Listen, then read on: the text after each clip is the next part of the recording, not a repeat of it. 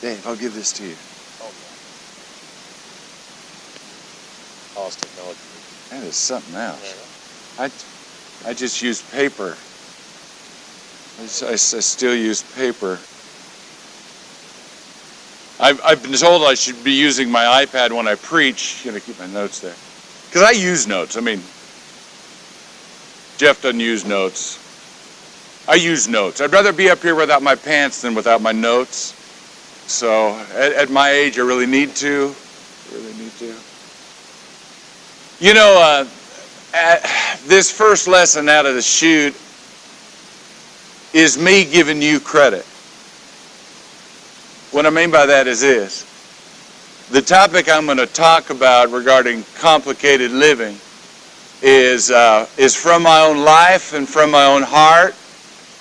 And I want to share with you as I would to an adult audience. Because I think the point is profound as we talk about the idea of authentic living. And the reality is this. Good people fall in ditches. Good people fall in ditches. For a good portion of my life, I believe that bad people sin. And they sinned because they were bad. I found that not to be the case. All right? It began with a simple meeting between me and my elders. At the last minute, the meeting was changed from Thursday to Wednesday. And one of my elders poked his head in my office door and he said, "Hey, Jeff, we're meeting down in the library." And so I followed him down there and we walked into the library, and there were 3 more of my 11 elders. And they sat me down, and before they said a word, I knew I'd been found out.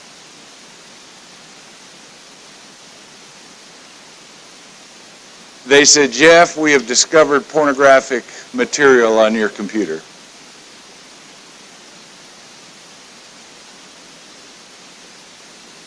Well, at first I denied it, saying I didn't have any idea where it came from.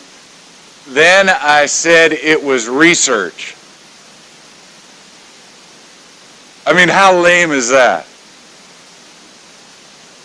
You know, I've always wondered about these guys that find themselves behind bars. They're being interrogated by cops. You know, I always looked at them and how they're able to hold out for hours and hours and hours without spilling their guts. I lasted about 30 seconds before I was just this big bubbling mound of regret. I didn't know what to say. I didn't know how to say it. I was frightened like I've never been frightened in all of my life. The elders circled me and we prayed together. I was told that everything would be fine, that I would confess my sin in front of the 3 services of our church, a church of about 1,000 people. And so for all 3 services, I shared the fact that I had an addiction to pornography with the entire crowd on 3 different occasions that Sunday morning. We met together after that service, so I was convinced we're going to be all right. We're going to get through this together. It's going to be just fine. I worked then with a subcommittee from my church for 2 months as I took a leave of absence, and I enrolled myself in intensive therapy. And that therapy continued for the next 12 months, both my wife and I. And after 2 months, I was fired. Now, it would be a mistake to think that I am in any way a victim here. I'm not. I'm not in the least. I was the problem. The problem with us is me. And my elders were loving and caring, tender and godly men. No doubt about that in the least. After my confession on those 3 services that Sunday morning, I knew that my life would never be the same. At first, I thought I would have no life. And then I began to realize I would have a life, but it would be forever different. I'd been had. I want to talk about complicated living today. I believe with all of my heart that good people fall in ditches. And I didn't believe that at first. Now there's a passage of Scripture I want to share with you. It's found in 2 Corinthians chapter 11, verses 2 through 3. I'll read it if we don't have it. 2 Corinthians chapter 11, 2 through 3. It says this. Listen to me now. It's a rather smoky verse, you know. You're probably going to hear it and you're going to go, ha ha. But I want to tell you what it meant to me. It says this. I am jealous for you with a godly jealousy. I promised you to one husband, to Christ, so that I might present you as a pure virgin to him. Listen, but I am afraid that just as Eve was deceived by the serpent's cunning, your minds may somehow be led astray from your sincere and pure devotion to Christ. He says this. He says, I want you to know that I'm afraid for you that your mind may be led away from who you really are. After my sin, I want you to know that I was afraid that I had never really been a Christian. After over 20 years of preaching, I was brought down to the idea that maybe all of it had been a charade. That I was never genuine. That I never truly believed or trusted or loved God. I was broken down to such a point that I had nowhere to look. And I couldn't look up because I didn't think up applied to me anymore. I had sinned. I had sinned. No minister ever believes that they will hurt the church they love. But I had hurt a great church. This passage says this, but I am afraid that just as Eve was deceived by the serpent's cunning, your minds may somehow be led astray from your sincere and pure devotion to Christ. You know what that said to me? It said that there was a time in my life when I had a sincere and a pure love for Christ. And I doubted that. I had wondered if there'd ever been anything good. Now I know this is heavy stuff. I know that this is heavy stuff. And preachers don't talk about themselves. But I feel in order to be honest with you at a rally such as this where we're talking about real life and real things, it's time for you to know Jeff. Directly following this time, a good brother of mine invited me to his cabin outside of Tulsa, Oklahoma. He said, Jeff, I want you to stay a week there. There's no phones, there's no internet, there's nothing there. I just want you to spend a week at the cabin on the lake. And I did. And I used that time to read and to pray and to write. I want you to know, though, I didn't think anybody knew I was there, that for that week, my door was inundated by preachers and elders who had come to talk to me. It was a remarkable time, and there was an occasion sitting on the deck looking out at the lake. I wrote this down, and bear with me. Not very long. Called brown trout. The bull trout places himself in the brown-green eddy covered by a generous fir branch. The cold, clear waters pass through his gills, giving him deep satisfaction, and the occasional crane fly. All in all, being the biggest trout in a medium-sized river is a good thing. Suddenly passing right in front of him was something he'd only heard about. It was a perfectly sequenced worm. He'd heard that that was the best thing in the world to eat. He'd never had one. He thought that this might be a meal incomparable and unimaginably delicious. And so he approaches the worm and he bumps it with his nose. And then the next thing, he goes for it. And he takes the entire worm into his mouth. And it breaks open with worm juice. And he never tasted anything like it. It was more than he could have ever dreamed. It was wonderful in a way he'd only ever imagined.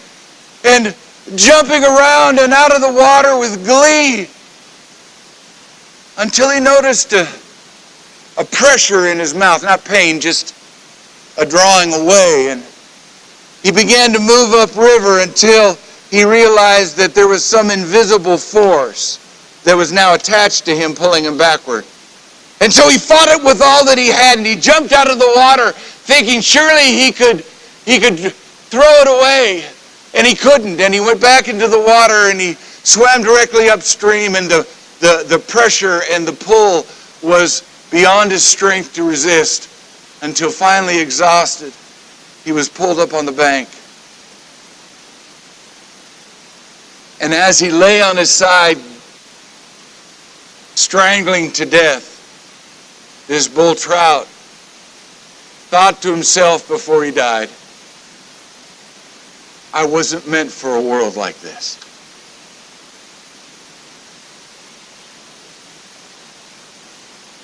Let me talk to you about addiction. Addiction is anything good or bad that I have used badly to meet a good need instead of God. It is anything, whether it's good or bad, that I use badly instead of turning to my Lord. For 10 years I worked through Southwest Washington hospitals in their drug and rehab program for adolescents and for adults. I was raised by 2 alcoholics. Addiction is real. Addiction is ominous. And there are some fundamental things that happen that all of us are involved in. Now, I know statistics well enough to know that in the crowd that I have before me, there are many addicts. Many, many addicts. The one who speaks to you is one. The one who speaks to you is one. Addicts have core beliefs about themselves. I had these core beliefs. Number one, the number one core belief is that I am at my root bad. I am an unworthy person. An addict also believes that no one would love me if you really knew me. You see, this is the chance I take on this Saturday morning. You've known me for years and years and years, but you haven't really known me.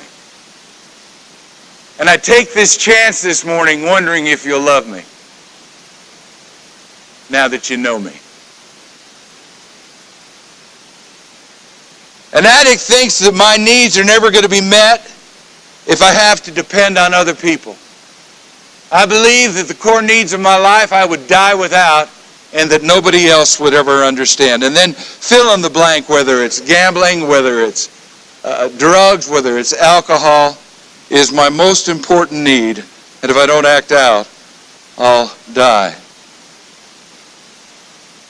At some point in our lives, when we live compulsively, we will be found out. And the thing that I've learned is this: you are the one who sins, but it's always somebody else who makes your consequences. And the reason for that is because the addict is never in a position to rightfully judge what consequences should be. Part of the sickness is a compulsive addiction and need to make things a little bit easier. Galatians chapter 6 and verse 1. It says this: Brethren, even if a man is caught in any trespass, you who are spiritual, restore such a one in a spirit of gentleness. even one looking to yourself, lest you too be tempted. Not only can people sprawl into a ditch, many do, and most are not talking about it. Most people who sprawl into ditches don't talk about it. And you know why? You know why? See, they're not afraid of God. I was never afraid of God, that he would love me, that he would forgive me. I was always convinced that that wasn't going to happen. You know who I was afraid of? You. I was afraid of you. I knew that God would forgive. People bruised and battered in the course of life. People who have been had. People who have been found out in the nick of time to have their life saved. Jeremiah said, "For I know the plans I have for you," declares the devil. No. "For I know the plans I have for you," declares the Lord. Plans to prosper you. But if you turn that around, there's somebody else who has a plan for your life. This passage to him reads, "I know the plans I have to you," declares the devil. Plans to bankrupt you, plans to harm you, plans to make you hopeless and destroy your future. I got plans for you too.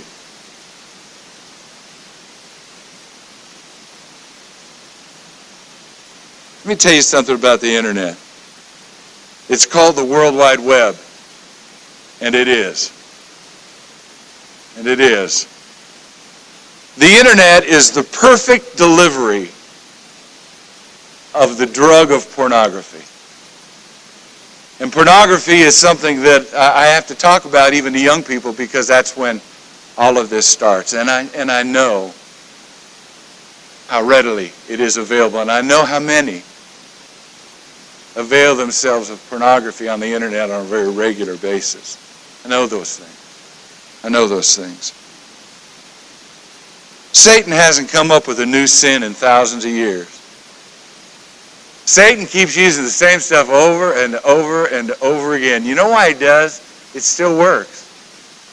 It still works. The same stuff has always worked, but the internet is a little different. The internet is the crack cocaine of the church. There was a time that a way that a guy had a chance to look at pornography, you might find an old Playboy down by the football field. You had to get in your car and drive to some seedy part of town. That's not the case anymore. It's not the case at all.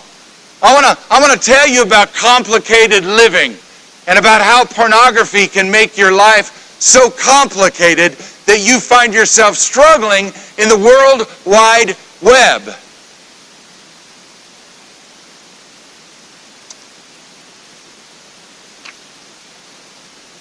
Let's say your 9-year-old daughter came home from school one afternoon and a man stepped out from the bushes and thrust hundreds of pornographic pictures in her face. What should you do to that guy? Jail? Long walk off a short pier? What are you going to do with that guy? What if the same little girl came home and logged in on the family computer? She noticed a file named "Looks Interesting." And when she opened it up, she is presented with hundreds of pornographic images. What would you do with a guy like that? What would you do with the guy who had that in it? Jail time? Long walk off a short pier? What if the guy who did that was her daddy?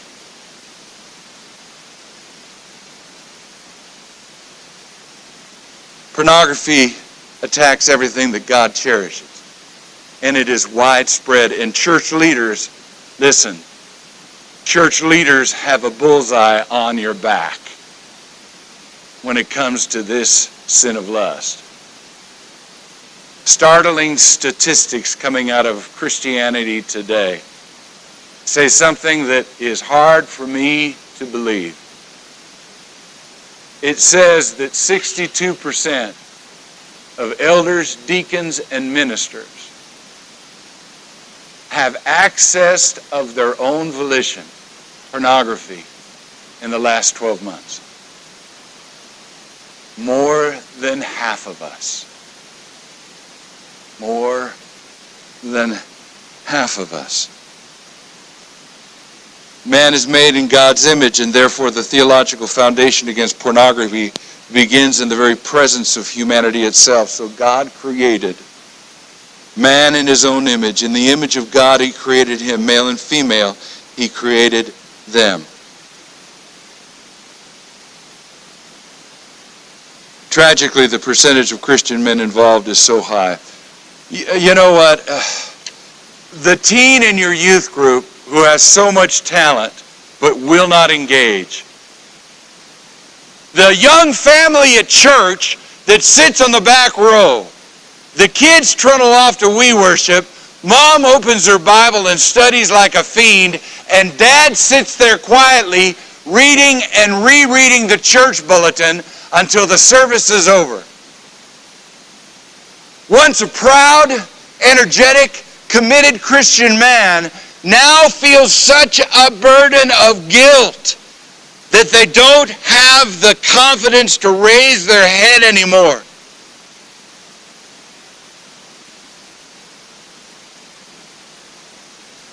And we act as though it's not in our church. Maybe in other churches, but it's not where we're at. They're not afraid of God. They're afraid of us. They're afraid of us. Now, I want you to know that the reality is this.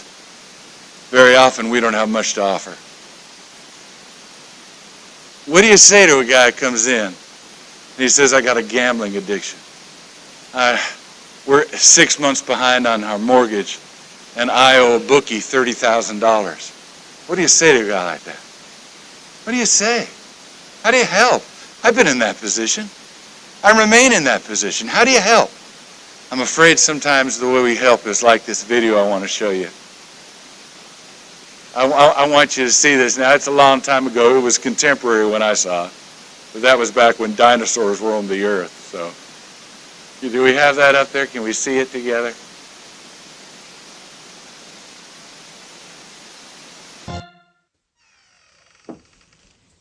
Dr. Switzer? Yes, come in. I'm just washing my hands. I'm Catherine Bigman. Janet Carlisle referred me. Oh, yes. Still being buried alive in a box. Yes, that's me. Should I lay down? Oh, no, we don't do that anymore. Just have a seat. And let me tell you a bit about our billing. I charge $5 for the first 5 minutes. And then absolutely nothing after that. How does that sound? That sounds great. Too good to be true, as a matter of fact. Well, I can almost guarantee you that our session won't last the full 5 minutes. Now, we don't do any insurance billing, so you would either have to pay in cash or by check. Wow, okay. And I don't make change. All right. And go. Go. Well, What? tell me about the problem that you wish to address. Oh, okay. Well, I have this fear of being buried alive in a box. I start thinking about being buried alive and I begin to panic. Has anyone ever tried to bury you alive in a box?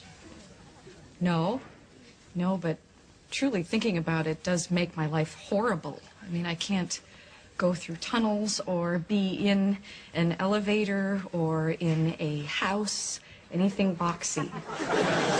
So what you're saying is you're claustrophobic. Yes, that's it. All right, well, let's go, Catherine. I'm going to say 2 words to you right now. I want you to listen to them very, very carefully. Then I want you to take them out of the office with you and incorporate them into your life. Well, shall I write them down? Well, if it makes you comfortable, it's just 2 words. We find most people can remember them. Okay. You ready? Yes. Okay, here they are. Stop it!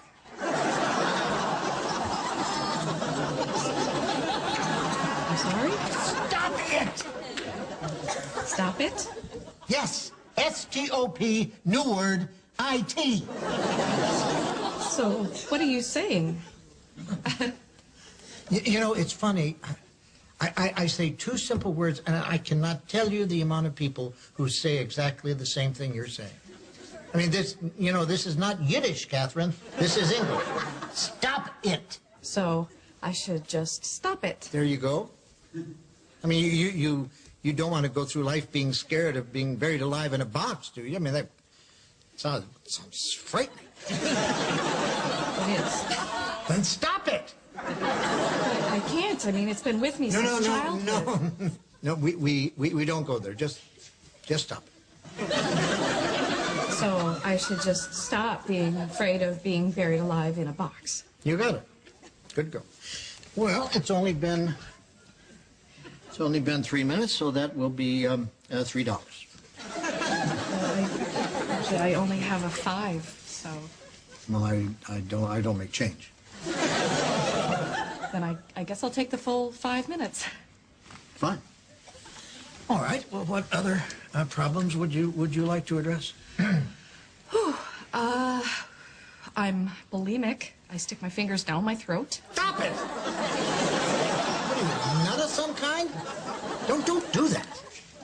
But I'm compelled to. My mom used to call me fatty. No, we don't go there. But I've been having this dream. No, we don't go there either. But my horoscope did say... We definitely don't go there. Just stop it. What else? Well, I have self-destructive relationships with men. Stop it! You want to be with a man, don't you? Yes. Well, then stop it. Don't be such a big baby. I wash my hands a lot. That's all right. It is? I wash my hands all the time. There's a lot of germs out there. Yeah, don't worry about that one. I'm afraid to drive. Well, stop it! How are you going to get around? Get in the car and drive, you kook. Stop it! You stop it! You stop it! What's the problem, Catherine? I don't like this. I don't like this therapy at all. You're just telling me to stop it. And you don't like that. No, I don't. So you think we're moving too fast? Is that it? Yes. Yes, I do. All right, then let me give you 10 words that I think will clear everything up for you. You want to get a pad and a pencil for this one? All right. Are you ready? Mm-hmm. All right, here are the 10 words. Stop it or I'll bury you alive in a box!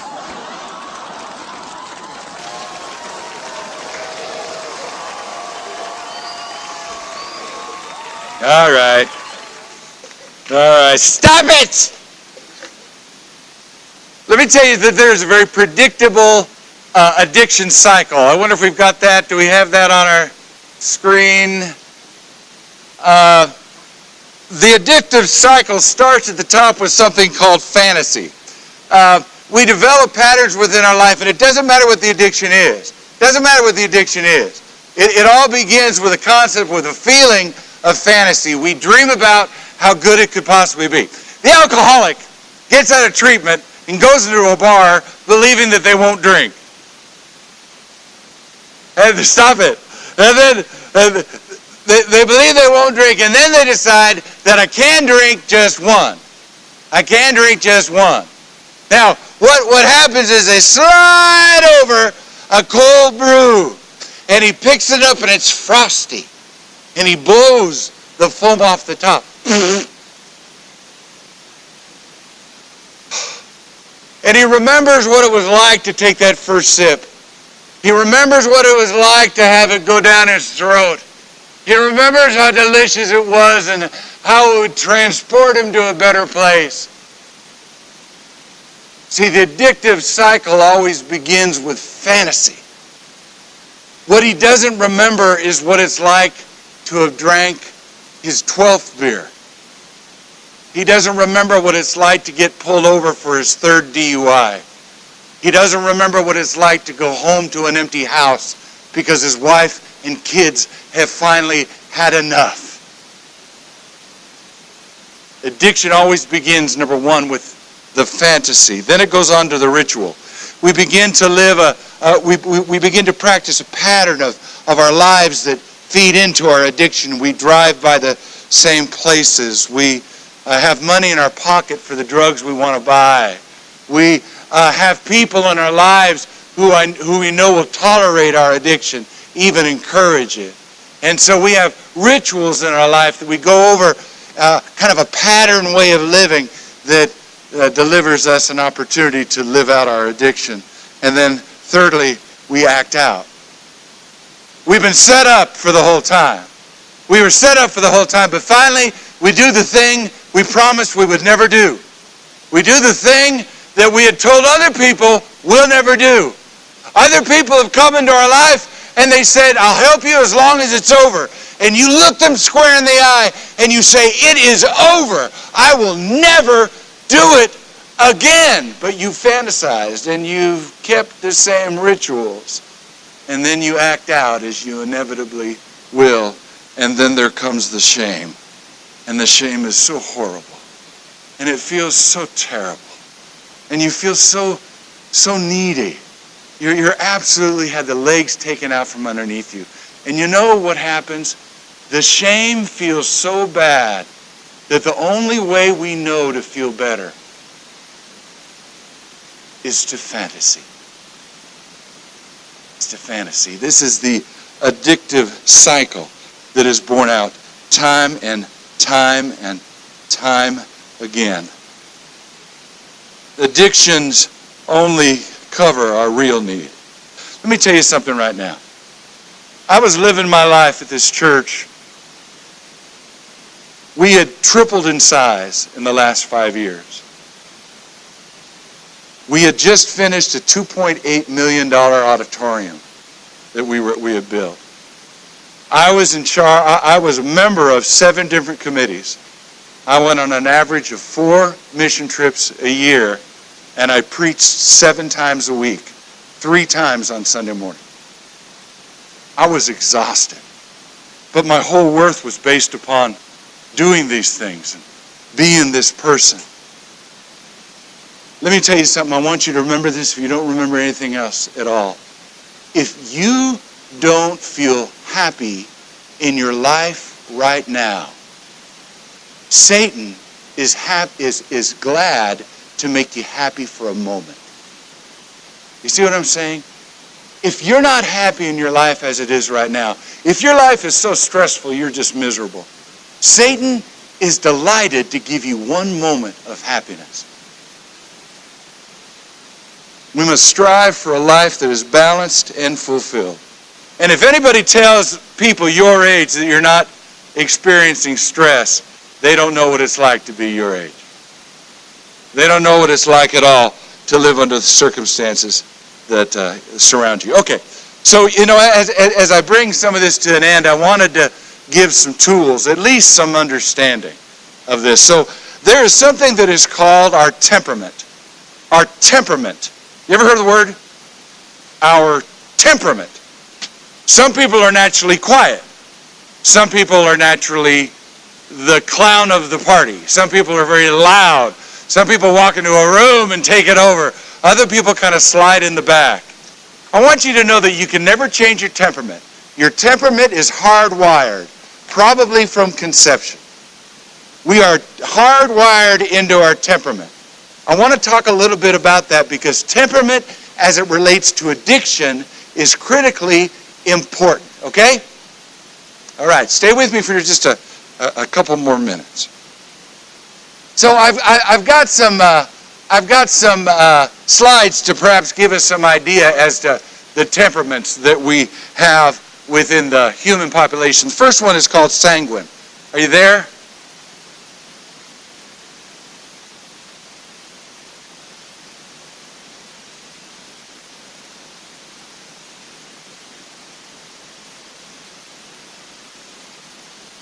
This is the sanguine. We'll call him Sparky. I think there's some more material about that coming up. A sanguine, this temperament is hardwired at birth. And let me give you an example of two people that we know of in history who are both sanguines. Deeply sanguines. Adolf Hitler, the Apostle Paul. Adolf Hitler, the Apostle Paul. How do we know this? Well, in Acts chapter 9, we have a story that is found in the text that provides us with a calling out of the church. This is what happened. The Jewish synagogues were against Christianity, right? They hated Christians. They were afraid of Christians. They were terrified at the whole thing. And so somebody that was preaching that day said, "We hate Christians." And they all said, we hate Christians. And they said, "We got to get Christians." And the whole crowd said, "Yeah, we don't like them either." I tell you what, we need to begin a Christian-hating ministry at this church. It's about time we wipe them out. And everybody goes, "Yeah, somebody should do that." But there's one guy in the back who stood up. And he said, "I'll do it. In fact, you go ahead and give me some soldiers. I'll round them up. I'll kill them. I'll throw them in prison. Give the job to me. I'll take care of it. I'm the kind of guy that gets things done." You know who that was? That was Paul. He was the one in the audience who would take the bull by the horns, make sure that it got done. Sanguines are like that. They have their eyes on the prize. They are content to be leaders. They're physically impressive and they impose themselves on others. They're risk takers. Let me share with you something. In the shadow of your greatest strengths are your greatest weaknesses.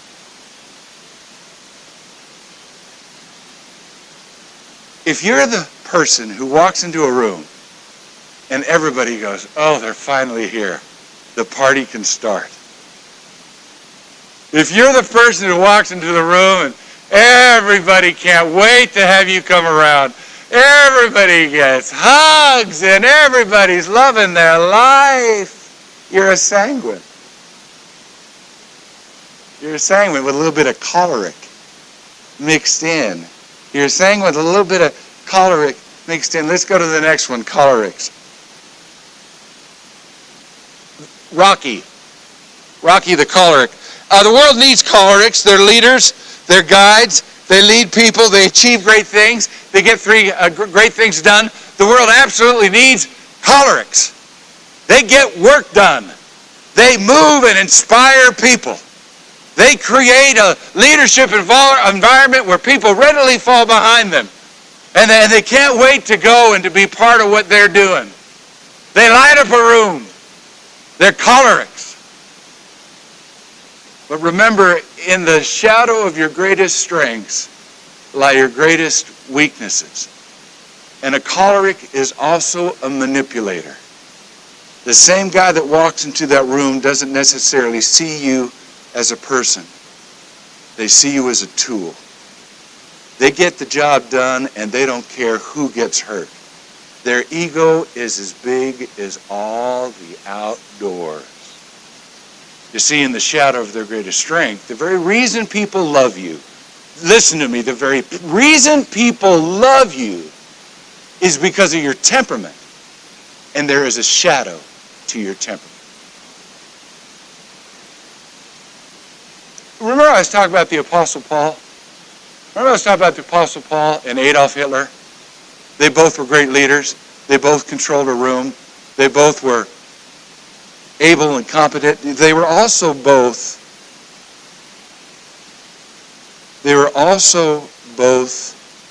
addictive personalities, compulsive. I am sanguine choleric. I'm sanguine choleric. I have a personality that is easily led. Actually, I can I can be distracted quickly. I tend to be compulsive without thinking. In the shadow of our greatest strengths are our greatest weaknesses. You know what the difference between Adolf Hitler and the Apostle Paul is? Because both of them were mass murderers. You know what the difference is? Chapter 7 of the book of Acts.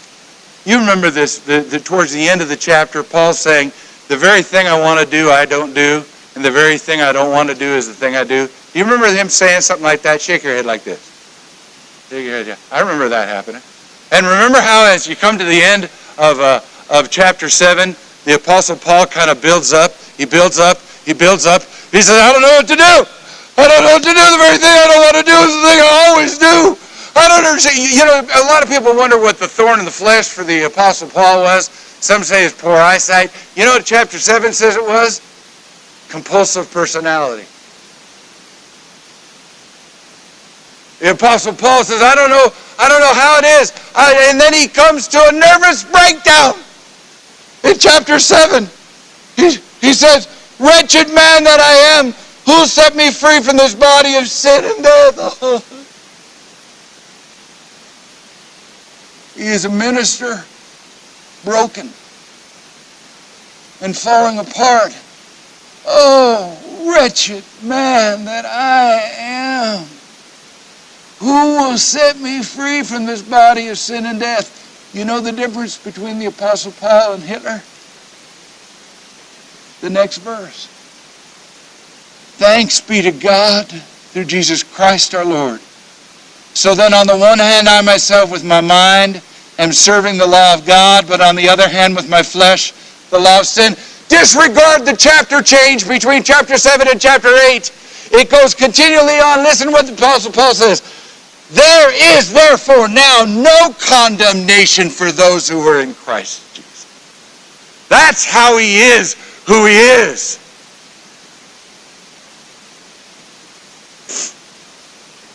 The choleric.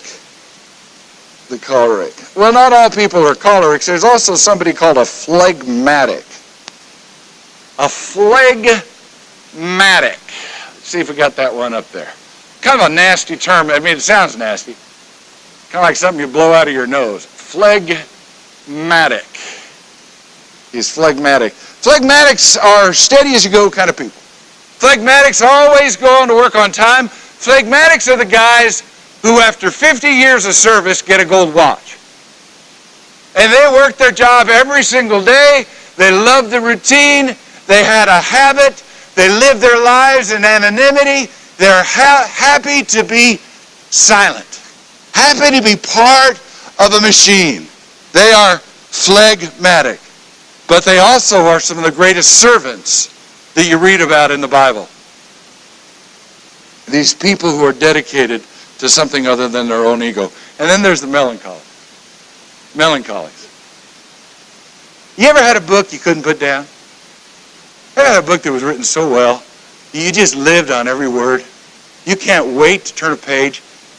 I can guarantee you a melancholy wrote that book. Ever had a movie that you lost yourself in? Everything that happened in front of you, you couldn't believe how cool it was. I guarantee you the one who made that movie was a melancholy. Some of the great things that happened throughout our generations have been done by people who were melancholies. They achieve in the world of art and creativity. Their temperament is likely to produce profound genius. A person like Moses, Solomon, John were all melancholies. The melancholy mind is always turning, it's always thinking. It expends a lot of energy on thinking things through. The thought process is channeled along impossible paths. Incredible, wonderful results follow. The problem, however, the dark side of the melancholy, is they typically shut other people out. They live lives of isolation. They long for personal contact, but to be with them is like trying to cuddle a lobster. It's impossible for them to give anything back. And so oftentimes they live difficult lives. And then finally something called a supine. Supine is the newest temperament that people are talking about. Supines have a low energy level. They go to work and take a morning nap. They have lunch, take another nap, get home, are exhausted, take another nap, and then go to bed. Their sense of purpose is small. Their drive is non-existent. But they make great parts of a team. They make great people who can get the minutia done. The people who are methodical.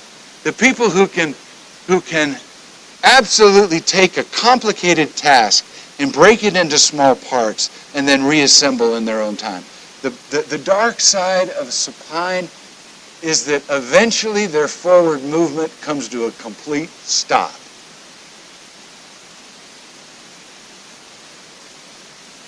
All right, I want to finish.